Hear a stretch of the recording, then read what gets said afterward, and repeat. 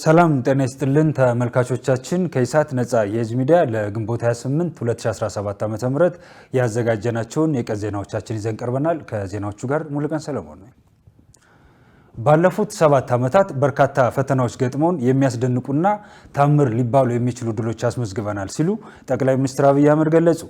ጠቅላይ ሚኒስትሩ ያለፉት 7 ዓመታት የመንግስት ስራ እንቅስቃሴና የቀጣይ አቅጣጫዎችን አስመልክቶ ባደረጉት ቆይታ ፈተናዎች እምቅ አቅማችንን ማውጣት አስችለውናል ብለዋል።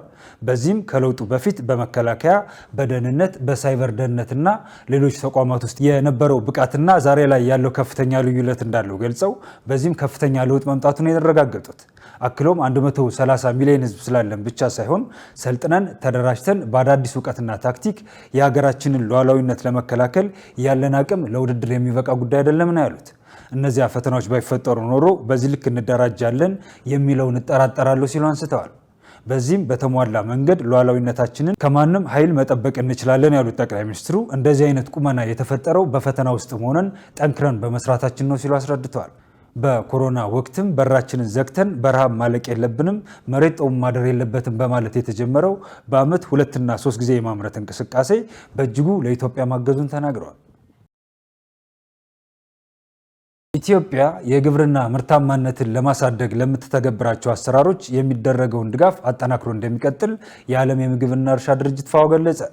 በኢትዮጵያ የተባበሩት መንግስታት የምግብና እርሻ ድርጅት የቴክኒክ አማካሪ ጄምስ ዋሬኔ ለኢዜአ እንደገለጹት ኢትዮጵያ በምግብ ራስን ለመቻል በምታደርገው ጥረት የግብርና ምርታማነትን ለማሳደግ ተግባራዊ ያደረገቻቸውን አሰራሮች ተጨባጭ ውጤት አምጥተዋል። በስንዴ ምርታማነት ግብርናውን ለማዘመን ተግባራዊ የተደረጉ የፈጠራና የቴክኖሎጂ ውጤቶች እንዲሁም በዘርፉ የተደረጉ ኢንቨስትመንቶች ዘላቂ የምግብ ዋስትናን ለማረጋገጥ መሰረት የሚጥሉ መሆናቸውን ገልጸዋል።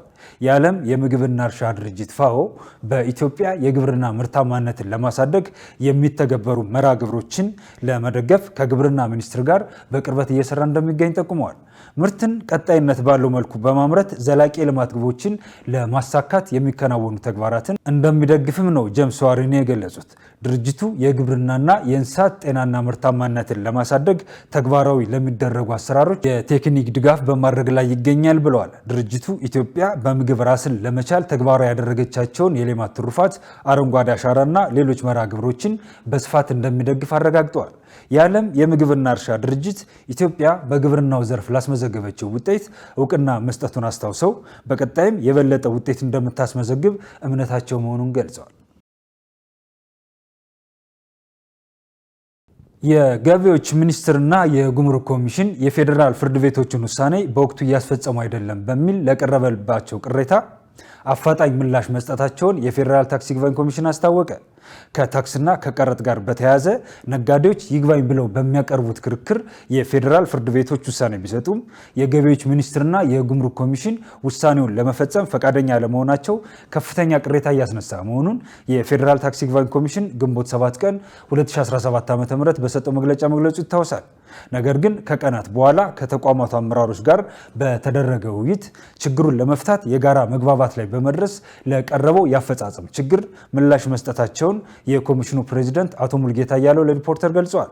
በ2017 በጀት ዓመት 9 ወራት የይግባኝ ግልባጭ ተጠይቆባቸው ለፌዴራል ከፍተኛ ፍርድ ቤቶች ከቀረቡ 356 መዝገቦች ውስጥ የኮሚሽኑን ውሳኔ አጽንተው ለአፈጻጸም የመለሳቸውና ሳይፈጸሙ የቆዩ 164 መዝገቦች 2 ወራት ባልሞላ ጊዜ ውስጥ ምላሽ ማግኘታቸውን አቶ ሙልጌታ አስረድተዋል። አሁን በእጃችን ላይ ያሉ መዝገቦች በሙሉ በተቋማቱ በኩል የአፈጻጸም ምላሽ አግኝተዋል ብለው ከሁለቱ አስፈጻሚ አካላት አመራሮች ጋር በተደረገው ውይይት የአፈጻጸም መጓተቶች የተፈጠሩት ከተቋማቱ አቅም በላይ በሆኑ አንዳንድ ምክንያቶች መሆኑን በተቋማቱ አመራሮች መገለጹን አቶ ሙልጌታ አክለዋል። ሆኖም ምክንያቶቹን ከመግለጽ ተቆጥቧል። የወንዝ ዳርቻ ልማት ስራዎች ብክለትን በመከላከል ማህበራዊና ኢኮኖሚያዊ ጠቀሜታ መስጠት በሚያስችል ሁኔታ እየተገነቡ መሆኑን የኢፌዴሪ የአካባቢ ጥበቃ ባለስልጣን ዋና ዳይሬክተር ኢንጂነር ሌሊሳ ነሜ ገለጹ። በኢትዮጵያ ለ32ኛ በዓለም አቀፍ ደረጃ ለ52ኛ ጊዜ የሚከበረውን የዓለም የአካባቢ ቀን ተከትሎ ሁለተኛው ዙር ሀገር አቀፍ የጽዱ ኢትዮጵያ ንቅናቄ ማስጀመሪያ መርሃ ግብር ይካሄዳል። ለ6 ወራት በሚቆየው ሁለተኛ ዙር ሀገር አቀፍ የጽዱ ኢትዮጵያ ንቅናቄ ግንዛቤ ማስጨበጫ ስራን ጨምሮ በሕግ ተከባሪነት ውጤት ላስመዘገቡ ተቋማትና ግለሰቦች እውቅና እንደሚሰጥ ተገልጿል። ቀኑን አስመልክቶም የፌዴራል የክልልና የከተማ አስተዳደር የአካባቢ ጥበቃ ባለስልጣን የስራ ኃላፊዎች የአዲስ አበባ የወንዝ ዳርቻ ልማት ፕሮጀክቶችን የስራ እንቅስቃሴ ጎብኝተዋል። በዚህ ወቅት የኢፌዴሪ የአካባቢ ጥበቃ ባለስልጣን ዋና ዳይሬክተር ለሊሴ ነሜ በአዲስ አበባ በወንዝ ዳርቻ ልማት እየተገነቡ የሚገኙ ፕሮጀክቶች መዲናዋን ጽዱ በማድረግ ውብ ገጽታ እያላበሷት ነው ብለዋል። በጉብኝቱም በእንጦጦ ፓርክ የወንዝ ዳርቻ ፕሮጀክት የሚሳተፉ የኮንሶ የአፈር እቀባና እርከን ስራ ሙያተኞች ሀገር በቀል እውቀትን የገለጠ ስኬታማ ስራ እየሰሩ እንደሚገኙ ገልጸዋል። ከእንጦጦ ተራራ ጀምሮ የሚገነባው የወንዝ ዳርቻ የአፈር እቀባና የእርከን ስራ ፕሮጀክት የጎርፍ አደጋ ተጋላጭነትን በመቀነስ በታችኛው ተፋሰስ ላይ ምቹ የግብርና ልማት ዕድል እንደሚፈጥርም ተናግረዋል።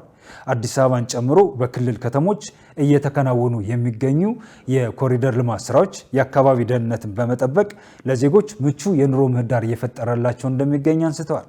የከተሞች የኮሪደርና የአረንጓዴ አሻራ ልማት ስራዎችም የአካባቢን ጽዳትና ውበት በማጎናጸፍ ለአካባቢ ጥበቃ ስራ አዎንታዊ ሚና እየተወጡ መሆኑን አስረድተዋል። የወንዝ ዳርቻ ልማት ፕሮጀክትም ብክለትን በመከላከል ማህበራዊና ኢኮኖሚያዊ ጠቀሜታ መስጠት በሚያስችል መልኩ እየተገነቡ እንደሚገኙ አብራርተዋል። የአዲስ አበባ ከተማ አስተዳደር የአካባቢ ጥበቃ ባለስልጣን ዋና ስራ አስኪያጅ ዲዳ ድሪባ የኮሪደርና የወንዝ ዳርቻ ልማት ፕሮጀክቶች የአካባቢ ብክለትን በመቀነስ ጉልህ ፋይዳ እያበረከቱ ነው ብለዋል። የወንዝ ዳርቻ ልማት ስራዎች አፈርና ውሃን በመጠበቅ የመዲናዋን ነዋሪዎች የጎርፍ አደጋ ተጋላጭነት እየቀረፉ እንደሚገኙም ገልጸዋል። በቀጣይም የመዲናዋን ወንዞች ከብክለት በመጠበቅ ማህበራዊና ኢኮኖሚያዊ ፋይዳ ያላቸው አገልግሎቶች እንዲሰጡ በትኩረት እየተሰራ መሆኑን አስታውቀዋል። የደቡብ ኢትዮጵያ ክልል የደን አካባቢ ጥበቃና ልማት ቢሮ ኃላፊ ግዛት ጊጄ የአዲስ አበባ የወንዝ ዳርቻ ልማት ፕሮጀክቶች የአካባቢ ደህንነትን በመጠበቅ ትምህርት የሚወሰድባቸው ናቸው ብለዋል። የጋምቤላ ክልል የአካባቢ ጥበቃና አየር ንብረት ለውጥ ቢሮ ኃላፊ ቻንጉቦንግ የመዲናዋ የወንዝ ዳርቻ ልማት ሀገር በቀል እጽዋቶችን የሚጠብቅ አስደናቂ ስራዎች መሆናቸው እንደተገነዘቡ ገልጸዋል። ተመልካቾቻችን ከኢሳት ነጻ የህዝብ ሚዲያ ለዕለቱ የሚተላለፉላችሁ የቀን ዜናዎቻችን እንደቀጠሉ ናቸው። ወደ ዜናዎቻችን እንሻገር። የትራምፕ አስተዳደር ኤርትራና ሶማሊያን ጨምሮ የ12 ሀገራት ዜጎች ወደ አሜሪካ እንዳይገቡ አገደ። የአሜሪካው ፕሬዚደንት ዶናልድ ትራምፕ 3 የአፍሪካ ቀንድ ሀገራትን ኤርትራ፣ ሶማሊያና ሱዳንን ጨምሮ የ12 ሀገራት ዜጎች ወደ አሜሪካ ምንም አይነት ጉዞ እንዳያደርጉ መከልከላቸው ተገልጿል። ሌሎች ሀገራት ቻድ፣ ኮንጎ፣ ሊቢያ፣ ኢኳቶሪያል ጊኒ፣ የመን፣ ሃይቲ፣ ኢራን፣ ማይናማር እና አፍጋኒስታን ናቸው። የጉዞ ክልከላው ሙሉ በሙሉ ነው የተባለ ሲሆን ክልከላ የተላለፈባቸው ሀገራት ዜጎች ለቢዝነስ፣ ለጉብኝት፣ ዘመድ አዝማድ ለመጠየቅ፣ ለትምህርትና በተለያዩ የአሜሪካ ቪዛዎች ወደ አሜሪካ ምድር መግባት አይችሉም ተብሏል። ክልከላ የተላለፈባቸው ሀገራት ዜጎች በማንኛውም በረራ ወደ አሜሪካ ምድር መግባት አይችሉም የተባለ ሲሆን ድንገት እንኳ ገብተው ከተገኙ በኤርፖርቶች ላይ ተይዘው እንዲቆዩ ይደረጋል መባሉም ተመላክተዋል። ሙሉ በሙሉ ክልከላ ተደርጎባቸዋል ከተባሉት ሀገራት በተጨማሪ የ7 ሀገራት ዜጎች ላይም ጥብቅ ቁጥጥርና የተጠናከረ ክልከላ እንዲደረግባቸው ፕሬዚዳንት ትራምፕ መመሪያ ማስተላለፋቸውን ዓለም አቀፍ መገናኛ ብዙሃን በዘገባዎቻቸው አስታውሰዋል። ትዕዛዙ ተግባራዊ የሚደረገው ከመጪው ሰኞ ሰኔ 2 ቀን 2017 ዓ.ም ጀምሮ ሲሆን ከዚያ በፊት ቪዛ የተሰጣቸው የእነዚህ 12 ሀገራት ዜጎች ምንም አይነት ክልከላ እንደማይደረግባቸው ተጠቁሟል። ፕሬዚዳንት ትራምፕ ክልከላውን ያስተላለፍኩት የአሜሪካና የሕዝቦቿን ብሔራዊ ደህንነትና ብሔራዊ ጥቅም ለመጠበቅ እርምጃ መውሰድ ስላለብኝ ነው ማለታቸውም ዘገባቸው አካተዋል። ዶናልድ ትራምፕ በመጀመሪያው የፕሬዚደንትነታቸው ዘመን ሙስሊም ማህበረሰብ ከሚበዛባቸው 7 ሀገራት ላይም ተመሳሳይ የጉዞ ክልከላ ትዕዛዝ ማስተላለፋቸው ይታወሳል።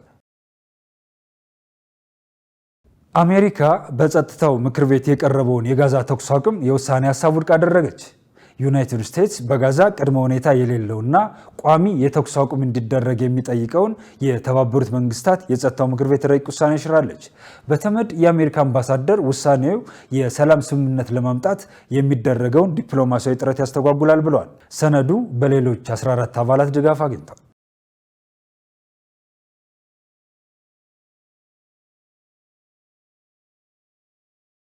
ተመልካቾቻችን ከኢሳት ነፃ የህዝብ ሚዲያ ለዕለቱ ያዘጋጀናቸው የቀን ዜናዎቻችን የተከታተሏቸውን ይመስላሉ። ከዜናዎቹ ጋር ሙሉቀን ሰለሞን አብሬያችሁ ቆየው።